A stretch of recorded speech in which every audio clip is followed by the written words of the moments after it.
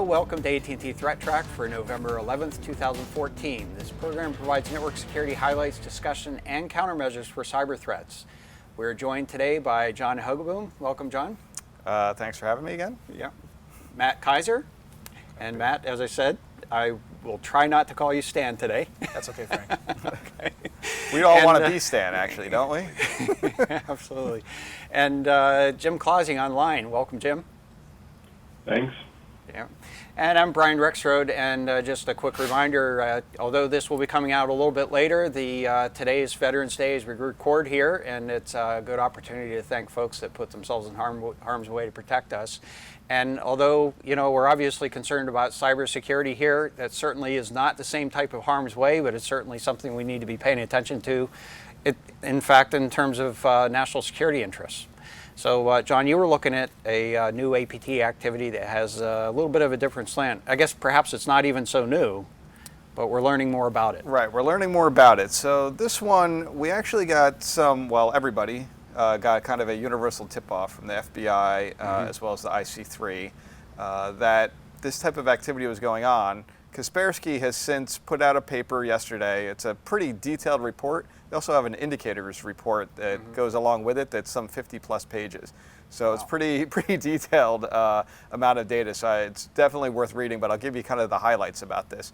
So this particular activity is about hotels and travelers traveling abroad, going to hotels and getting compromised in the process.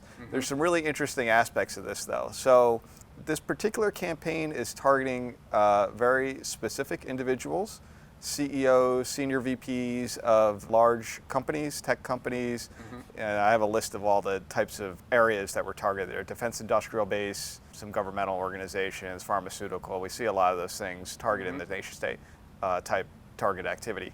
The other interesting aspect of this is that it's for the most part targeting Asia-Pac type targets. So Japan is the lion's share in that pie chart there. It's in dark blue.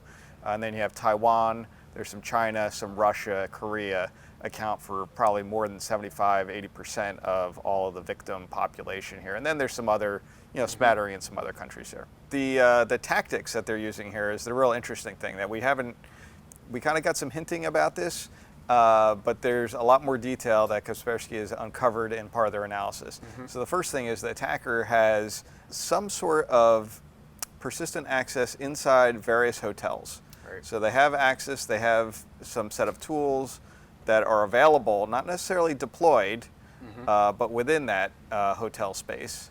They also believe they probably have access to the hotel registry information. Because they never target an individual until they arrive.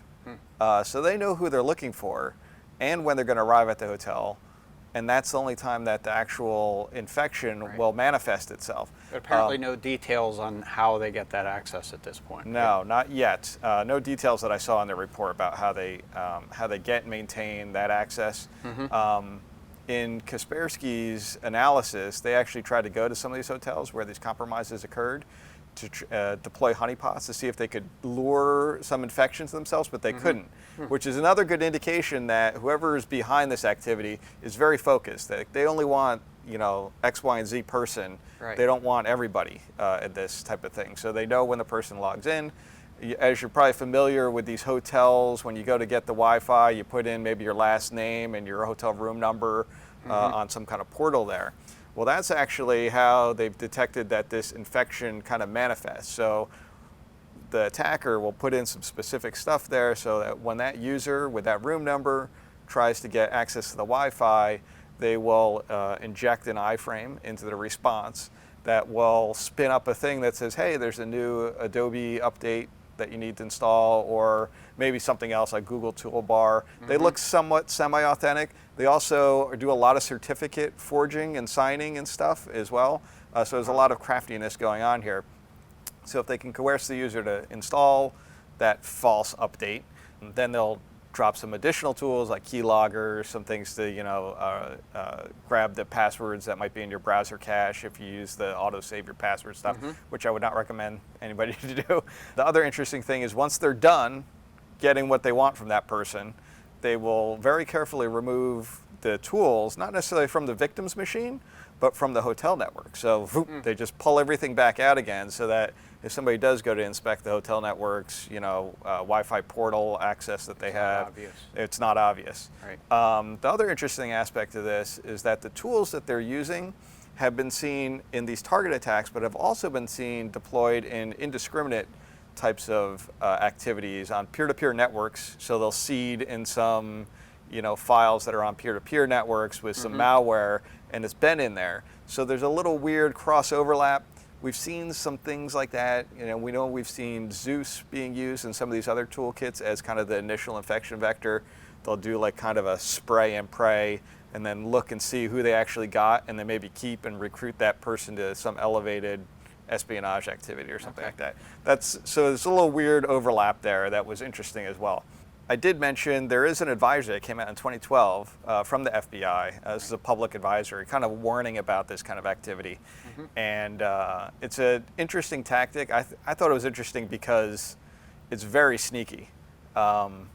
They're specifically targeting very specific people when they visit a hotel, and probably only certain hotels, very high, high rate hotels, types of things like that a CEO might visit and whatnot. And then the last thing I was going to mention is, what you might want to consider from an awareness perspective when you're traveling abroad. Some things that I would recommend, use a VPN service. Not necessarily you're still going to connect to Wi-Fi initially, but once you get the VPN, at least all your communication will be encrypted. You'll probably be going through your company network and back out again. Yeah, it's true. Yeah, it's good to understand what your circumstances are when you use a corporate VPN. Some corporate VPNs will let the internet traffic go directly to the internet, but I guess from a security standpoint, it is recommended that corporate VPNs actually tunnel that traffic to the corporate gateways, and then you can have the benefit of the security, controls that are in place. Right. Using basically the corporate perimeter in that case. But it's a good recommendation, but there are some differences depending on how the corporate VPNs are set up. Right. And you still need to get onto the Wi-Fi. Right. So when you first boot your computer up, you're going to have to, get into the hotel's Wi-Fi portal, access that Wi-Fi. So you want to be careful, and that's my second one is there. Whenever you're traveling, always be wary if you're at a hotel and all of a sudden you get a pop-up that says, hey, there's a new, even if it looks legitimate, hey, there's a new update for Adobe or Java or whatever, you might want to wait until you get back home. Right. Because we know that this behavior has been going on in some hotels, or at least now we're getting a little more awareness around it. The other thing I'd recommend is ensure that you have your AV is a good AV solution that's pretty robust in detecting emerging threats, but also make sure it's up to date before you leave and you go traveling. And then the other thing that we kind of recommend, and in some cases I know a lot of people do this, is consider using a burner laptop when you're traveling, especially abroad in countries that we might not have really great relationships with. Right. So that way you can just take a laptop that doesn't really have a lot of sensitive information, but allow you to at least get back to your email and whatnot. Then when you get back to the US, turn it into your IT guys. Maybe they just wipe it or do whatever. But if there is some kind of infection there, hopefully you'll be protected. You still might want to change your passwords afterwards, but it's a lot better than taking your regular laptop. Try to when limit traveling the abroad. potential for damage if something does take place. So is there anything about is this associated with a particular group, or is this sort of a class of activity that's been identified? So I looked at some of the domain names that they mentioned in their command and control. They look somewhat familiar. It looks very China nation state oriented to me. This is not, I don't have any concrete information on that. They don't label it. I didn't see in their information labeling it as like an APT1 or an APT28. They have the different various groups that different organizations have named, like Mandy and whatnot. I didn't see that in particular in this one, but it looks like it's probably originating from that kind of space, from what I can tell. Makes sense. So I guess just in terms of practices as well, limit what you do when you go on a trip. In terms of what kinds of accesses you're performing. If you don't need to get access to the corporate network, then why bother? And you mentioned laptop here. I guess it might make sense to do the same sort of practices with a mobile device. Right, mobile device when traveling abroad as well. Yeah. In fact, if you really want to use it as a learning exercise, there's a potential to just use what you refer to as a burner device, a sacrificial device, and bring it back, and then maybe put it through some forensics analysis to see if there are any indications that there was any tampering going on, right? Yeah. I want to second the idea of the burner, the sacrificial one. We've heard anecdotal reports of folks going into some particular foreign countries, and when they're going through customs, the device disappears from their presence for some period of time and can get infected. Then if you've got a device that doesn't have any critical data on it, then you're not going to risk losing anything. Right. Yeah, that's Absolutely. exactly what I was just about to mention. Okay. And I guess we'd also recommend is make sure the device you're taking is already patched, right? Yes. Right.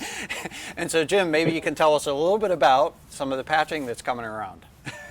Yeah, today is Microsoft Patch Tuesday, and this month was a very busy month. We've had some months this year where we only had 3 or 4 bulletins out of Microsoft.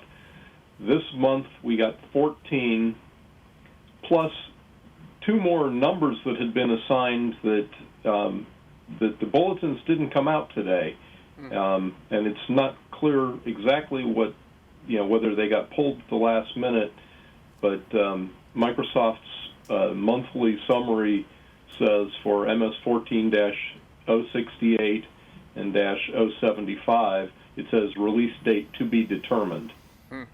So I'm not sure exactly what happened there, whether those will come out before Patch Tuesday next month or what the deal is. But there were 14 bulletins that were released. 4 of them Microsoft rates as critical.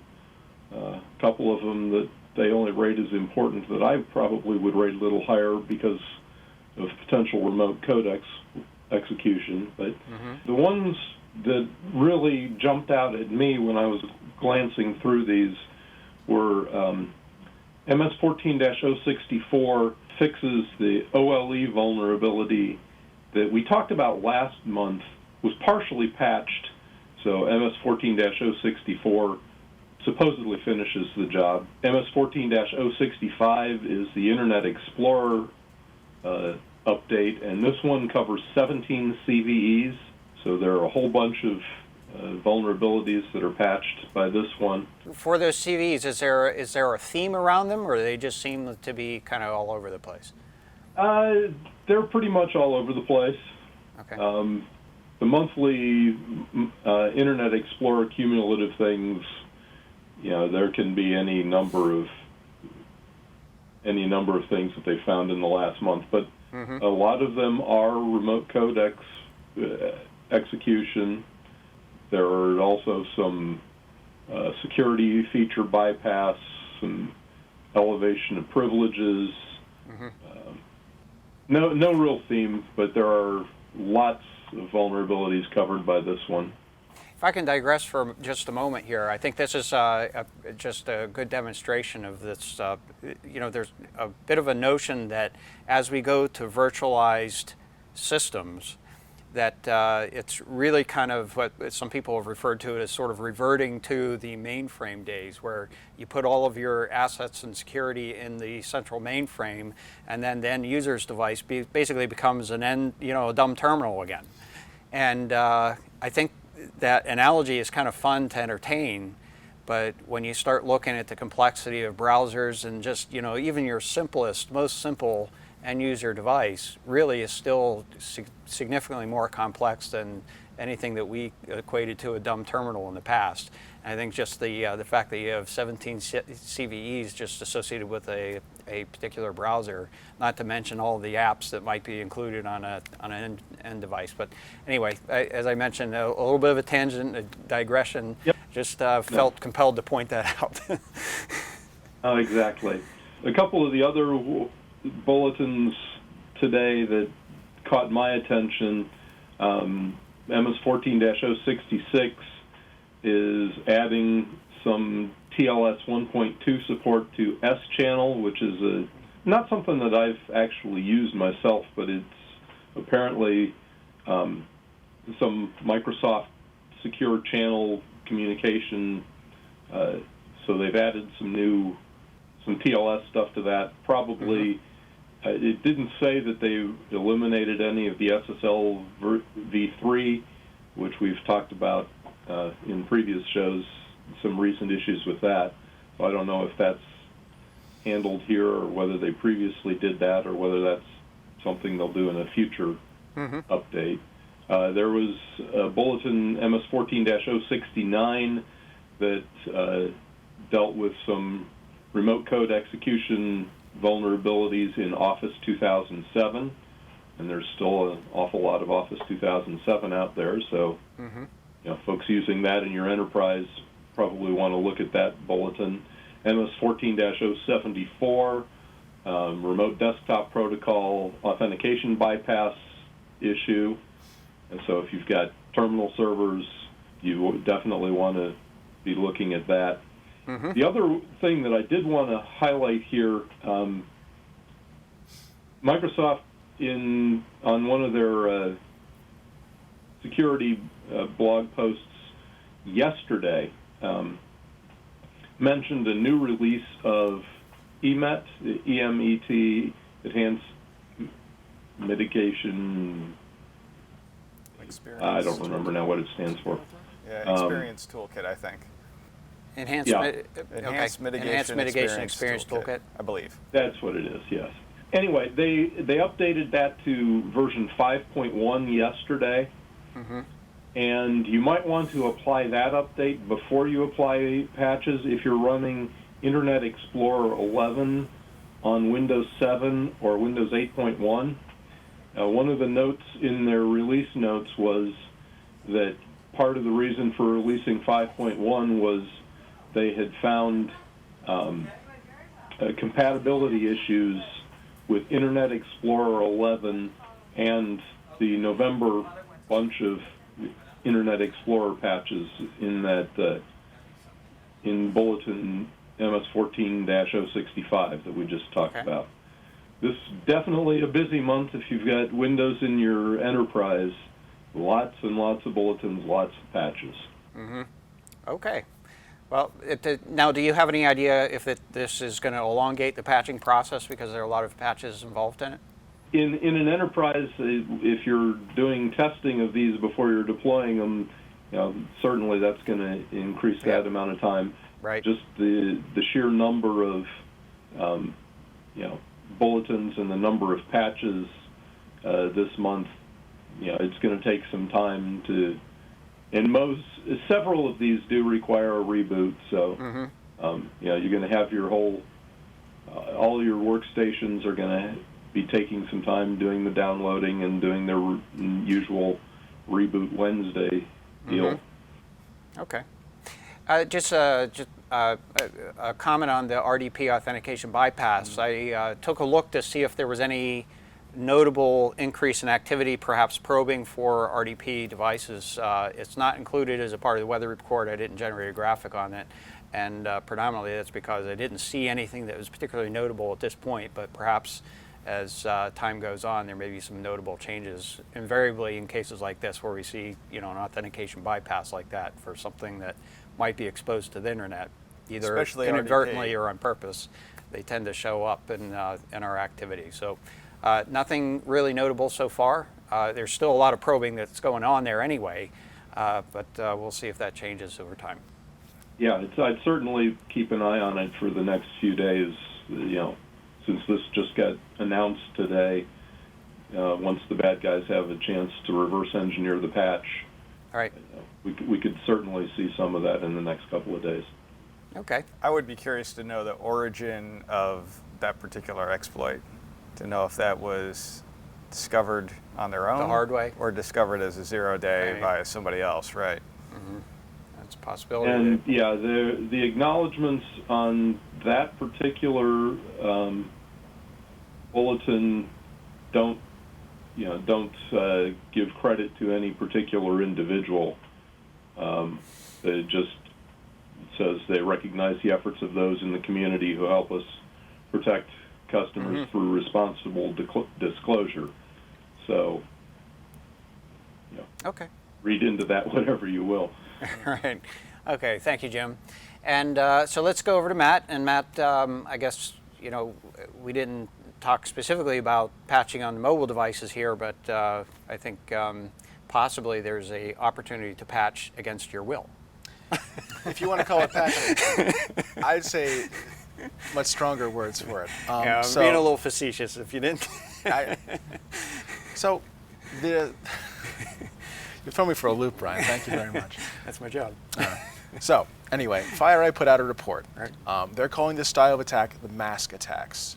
This is related to last week's article on WireLurker, which was, I think, was Palo Alto and Claude Shao reported that it was possible to use USB and enterprise provisioning attacks to push unwanted apps to a phone without having to root the phone. Now, it seems that FireEye has gone the extra step and shown that it's possible to do this over a network. User browses to a website, gets a prompt saying, hey, would you like to install this app? It's still possible to use that enterprise provisioning to install this app this way. However, here's the fun part. It turns out that when you install an application using enterprise provisioning, it doesn't actually check the certificate for it. What it checks is a particular identifier. I'm blanking on the name of it, the bundle identifier. And this is something that every application in iOS is supposed to have. It's something that, from the App Store days, every single app was given its very own identifier by Apple, saying, yes, we accept this app, this is your serial number, you're good to go.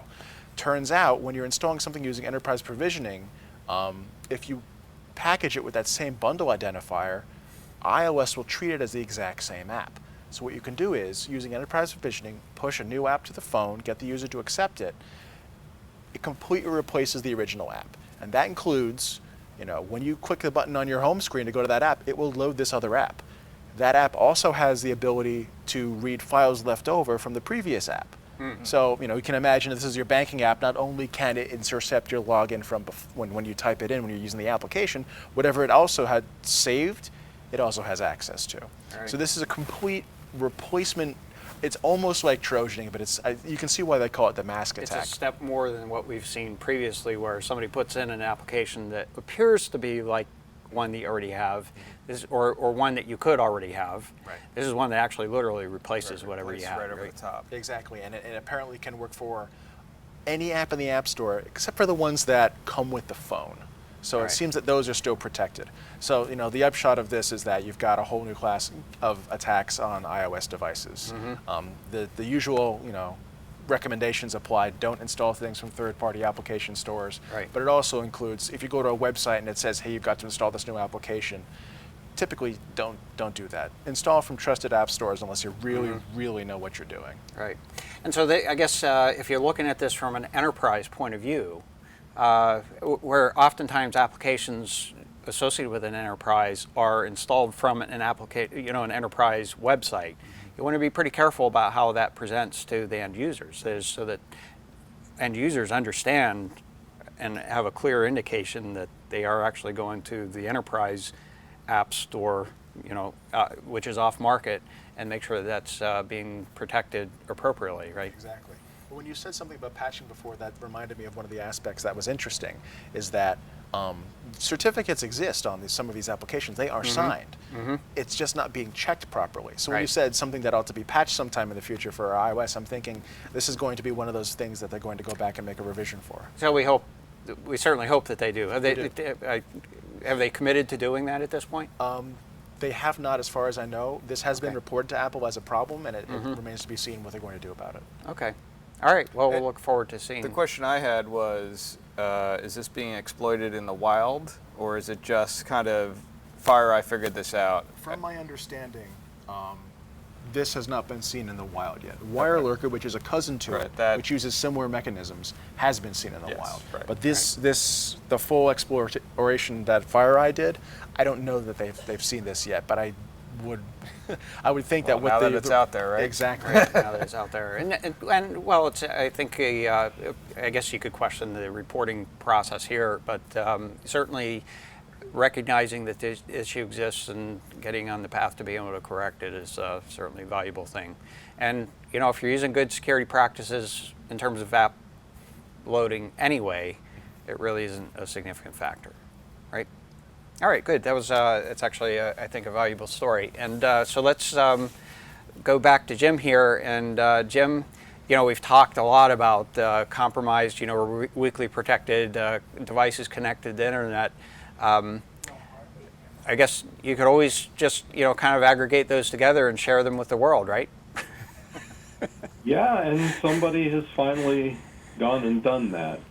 First noticed this in a post on Tripwire's blog on Friday, but there's a website out there.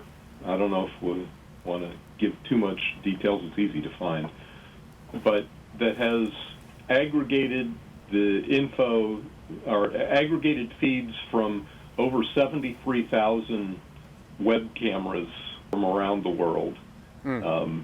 And they've categorized them on this website. You can go to them, you can go by country, you can look, various channels.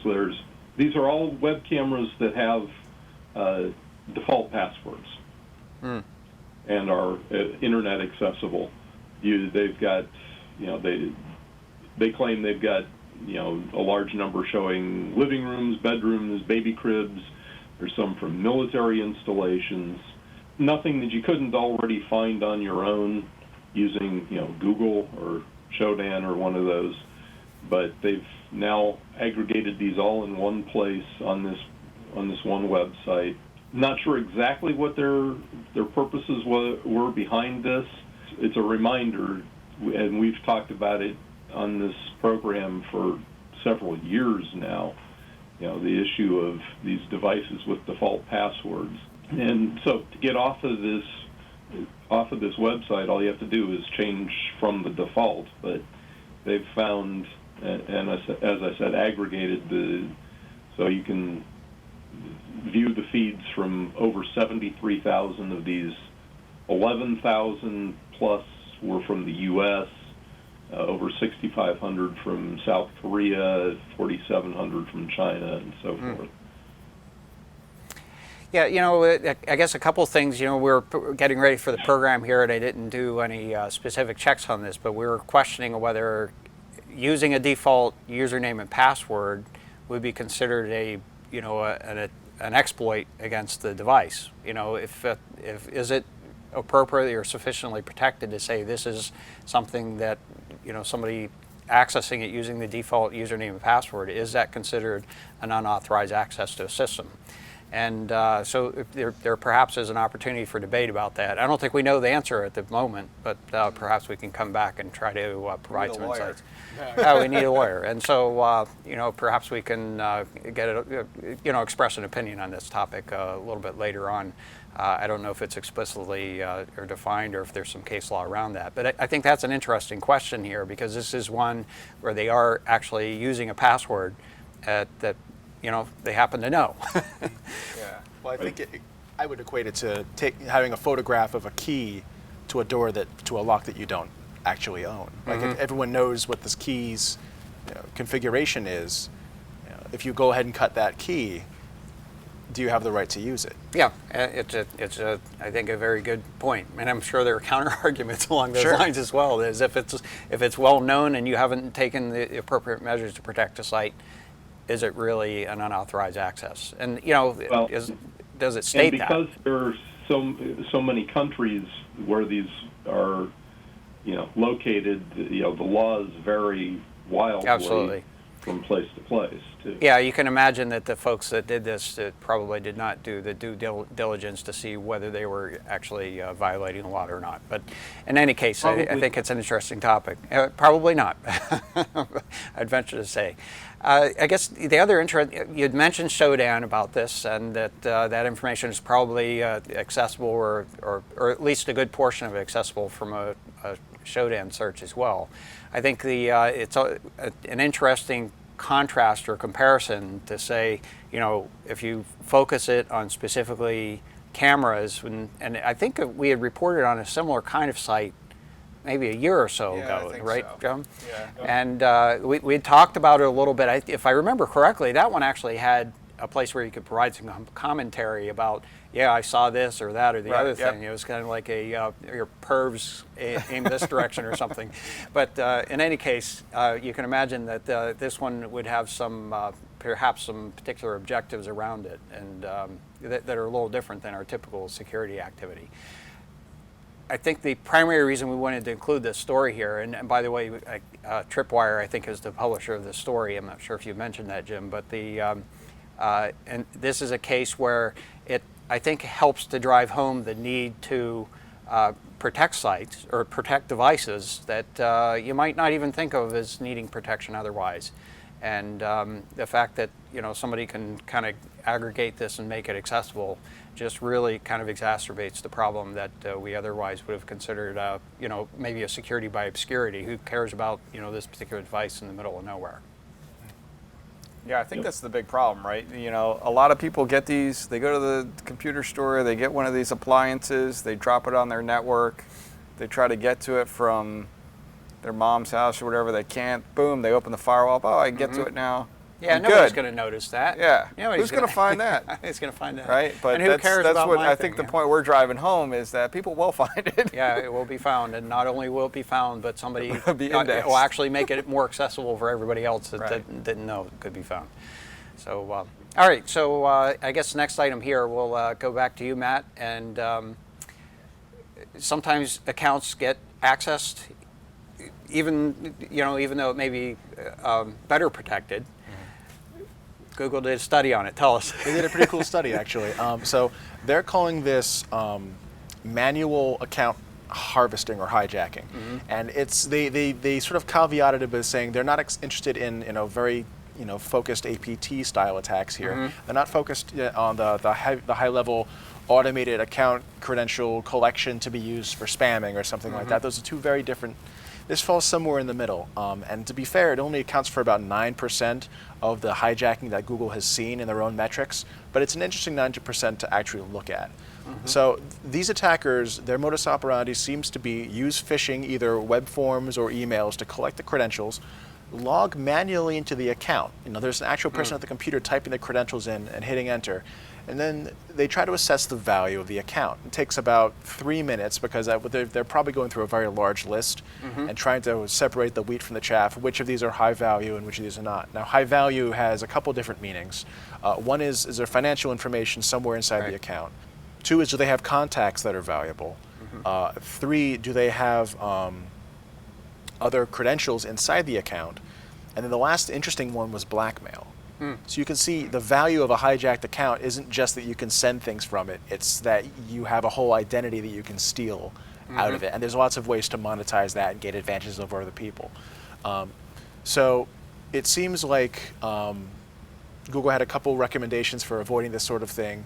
Two-factor authentication is a great way to start because it makes it very hard for someone to actually steal the full set of credentials if you're using it. They also strongly suggested you set up a recovery mechanism.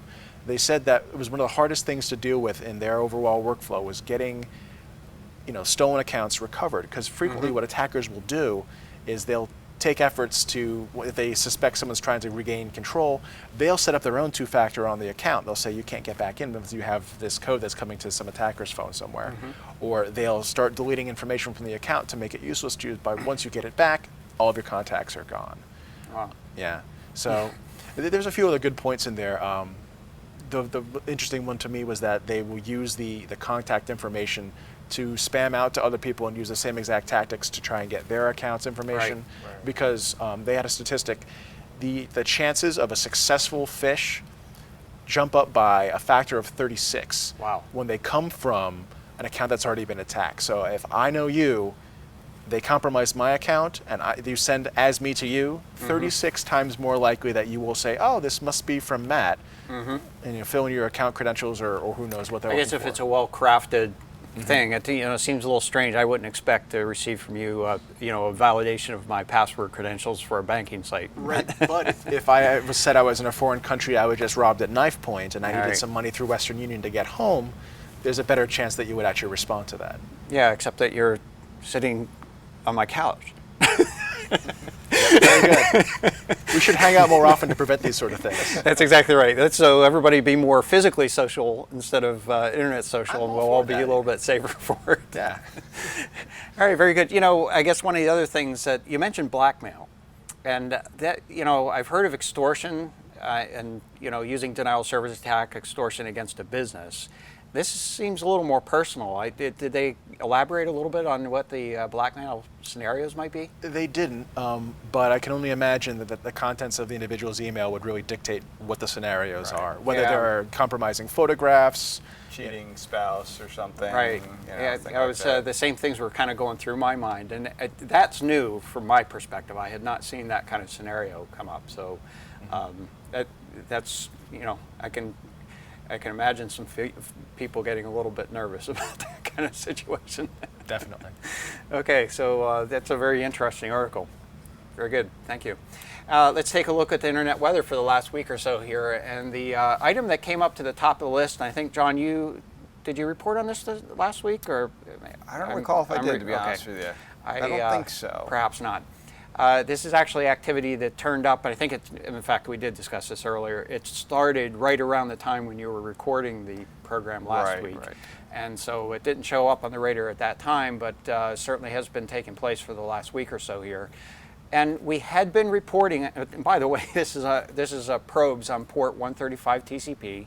That's endpoint mapper application, which is basically used in Microsoft applications for file sharing activities and that sort of thing.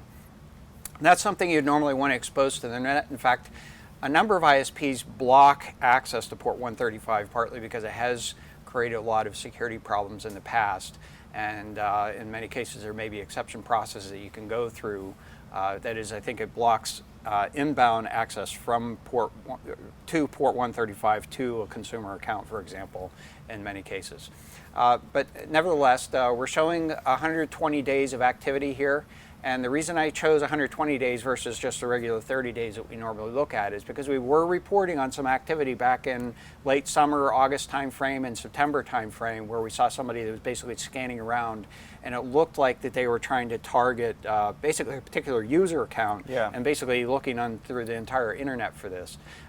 This appears to be a little bit different activity that's taking place now, but we certainly see a lot of probing going on here, multiple sources from China, and there's some U.S. hosting providers that are contributing to this as well.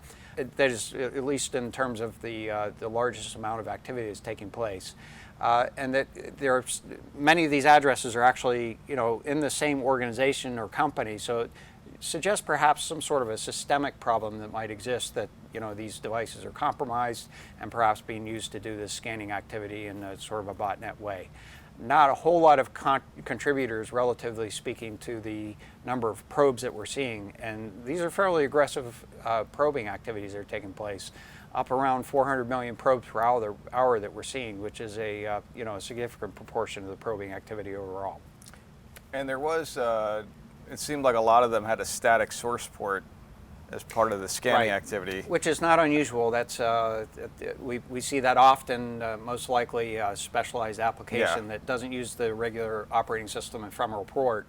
I think it gives them the opportunity to to do the scanning a lot more quickly, and if they do get a response, they can go back and do a normal sort of connection activity. Yeah, so I was wondering if they might be using like ZMAP or Masque, one of those kinds of tools where that just sits there on one port listening on that source port, and then they fly packets out, and then there's the other guy who just receives. That also, when I was looking at some of this traffic, I didn't see any of those sources kind of completing connections, and like we had with the other stuff, which makes me also think that it might be a mass scan tool, and they're just getting who's actually listening, and then they'll come back with a different IP and try to do something else. Yeah. Anyway. Yeah, I did see some connections that were going on from a flow perspective. So, but it's relatively rare. Like I said, a lot of ISPs are blocking this now because it has been associated with a lot of worms. I think the Sasser worm actually used this. So dating way back to the early 2000s, it became well known as a exploit path and concern for consumers. So is generally blocked for consumer accounts. Just taking another look at this little different perspective, this is looking at the scan sources on port 135 TCP, again looking at the last 120 days. And it is a little concerning that we're seeing an uptick or basically a steady growth in the number of sources that are doing probing activity on port 135 TCP. So that suggests to me that there's something out there that's propagating where there is some realized benefit in doing this probing activity, and they're continuing to do that.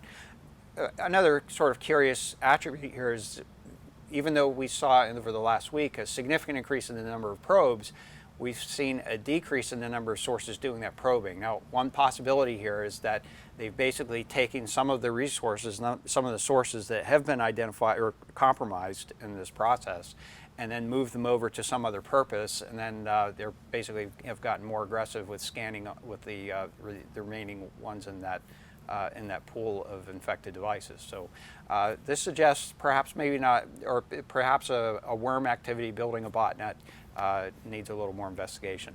So clearly, if you have Windows devices in particular, or other devices, Samba servers, for example, make sure they're not exposed to the internet, and if they are exposed, make sure that you have controls around who can access those. Next item here is scan probes on port 1022 TCP. I'm not exactly sure what this port is used for. It's identified in IANA, the Internet Numbers Authority, as a experimental port for alternative numbering for IP addresses and things along those lines. I didn't investigate that in particular, but if you look it up, there is basically an RFC associated with that activity, that use. I don't know that this probing is particularly targeting that particular use either. So all we know here is that there is probing activity. It's a small number of sources from China, generally between 1 and 3 addresses. It seems to be moving around to originate from different addresses as time goes on.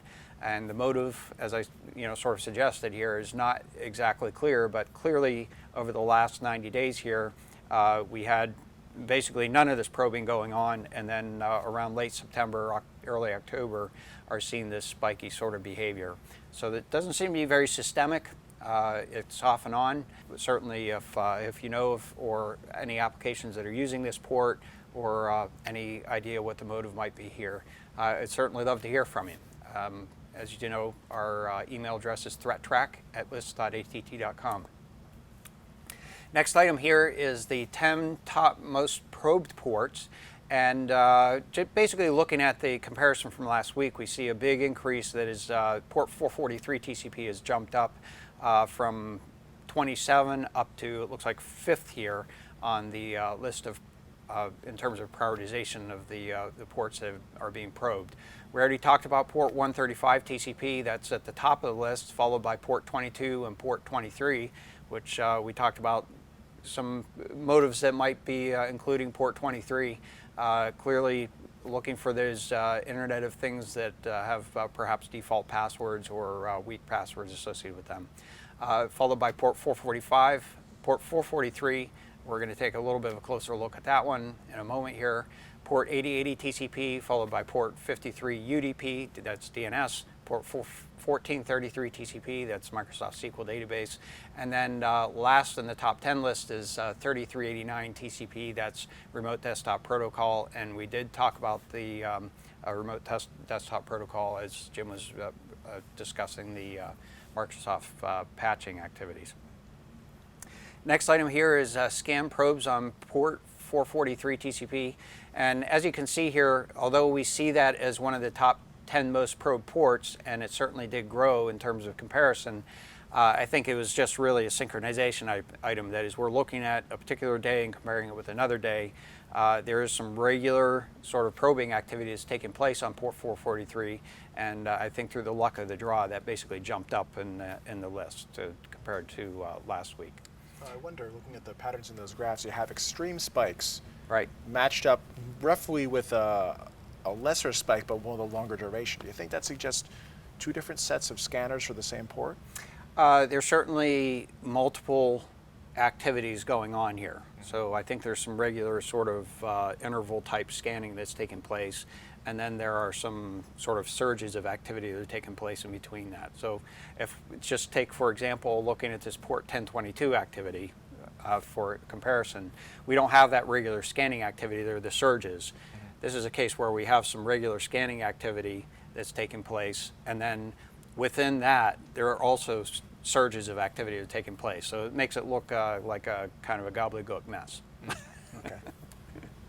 Next item here is top 10 most sources probing, and at the top of the list here we have port 23 TCP. We're going to take a little closer look at that in a moment and how that's evolving over time. And then that's followed by port 445 TCP. We have port 27015 UDP, which is generally associated with some peer-to-peer gaming activity. Port 80 TCP, and then followed by, actually we have a number of ports that are showing icmp here. Oftentimes these icmp ports are actually types, codes, are associated with responses from either denial of service attacks, that sort of activity or mass scanning activity, where they're basically getting it administratively denied or a timeout or something along those lines in the process. So those icmp port numbers, are they truly port numbers? They are actually the way the flow data is encoded. This is actually 256 times what the type, and any remainder would be the code. Okay. So I So normally it's try to actually do have the it arithmetic converted to there do on the the- conversion. in the chart. Right, it gets converted over here in the translation. So type 3s, and we see some type 0s that are occurring here, but it's type 3s and then type 11. Okay. Good point. Okay, so taking a look at what's been going on with port 23 activity. I'm only showing 30 days of activity here because it provides a more sensationalized story here. But I want to point out, as a part of this, if you go back further, there is a large amount of sources, or a large amount of sources that have been scanning on port 23 in the past. It went down, and now we're seeing basically a climb in activity again here. And I think John perhaps had reported on this a week ago, where we had on the order of maybe about 20 to 25,000 sources that were identified scanning at a given hour. And since then, that has increased up to around 62 or so at peak. 62,000 sources that are scanning in a given hour. So I see it perhaps a rebuilding of a botnet activity that's taking place here, or perhaps there may be some other motive involved, but clearly there's some botnet behavior involved in this. We see some large jumps in the number of sources that are doing probing activity at the same time. That implies there's a central command and control activity taking place here, and suggests that it's a building of a botnet activity that's going on. So that's our show for today. I'd like to thank you for joining us, and if you'd like to get in touch with us, you can email us at ThreatTraq@lists.att.com, and you can find ThreatTraq on the AT&T Tech channel. That's att.com/ThreatTraq. It's available on YouTube as well as on iTunes as well. You can follow us on Twitter. Our handle is @ATTSecurity. And I'd like to thanks Jim online, thanks John, thanks Matt for joining us. Appreciate your inputs and conversation each week. I'm Brian Rexroad. We'll be back next week with a new episode, and until then, keep your network safe.